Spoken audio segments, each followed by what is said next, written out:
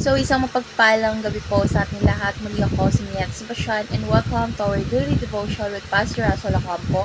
And today is March 2, 2026 and our topic is all about finishing well. So, our concept is all about Joshua leading with courage to the end.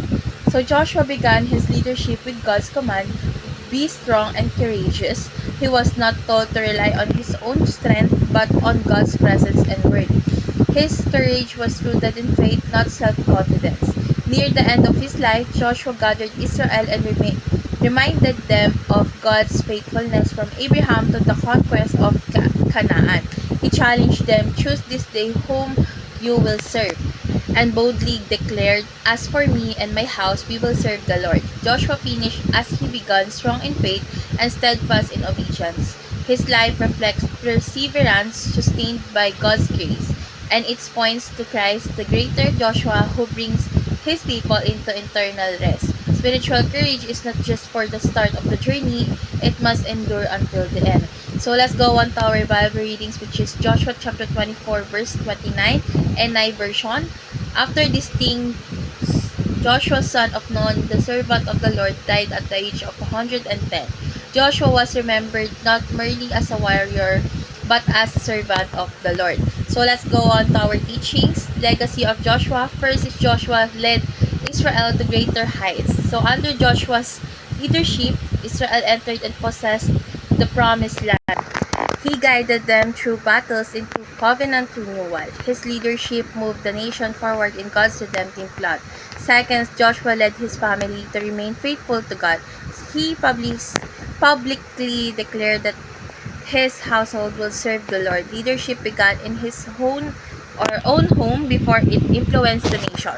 A godly legacy always starts with the family. And last is Joshua pointed the people to Jesus Christ. So Joshua's name means the Lord saves, foreshadowing Jesus. While Joshua led an earthly conquest, Christ leads a spiritual and eternal one. Joshua's life prepared the way for the greater salvation found in Jesus. So let's go on to our application. First is lead now, persevere, and finish well.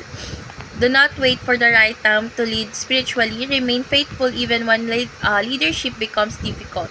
Finishing well honors God more than starting fast.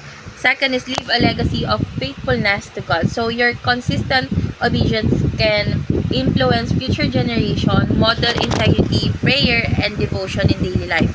A faithful example speaks louder than words. And last is live for Christ and be willing to die for Christ. So let your life reflect total surrender to Him, value eternal reward over temporary comfort.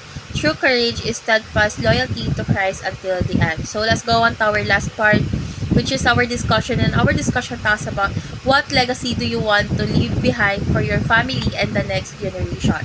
So from this devotion, the legacy that we want or I want to leave behind is one of unwavering faith, integrity, and love for God. We desire that our family and the next generation remember not our achievements but our faithfulness to Christ. A life devoted to God can inspire others to remain steadfast in their own walk with Him. So I learned from this devotion that finishing well is just as important as starting strong. Joshua remained faithful from beginning to end, trusting God's word and leading his household in obedience. So we will apply this by committing to daily faithfulness, choosing to serve God consistently, and influencing our family through example. So let's dive deeper.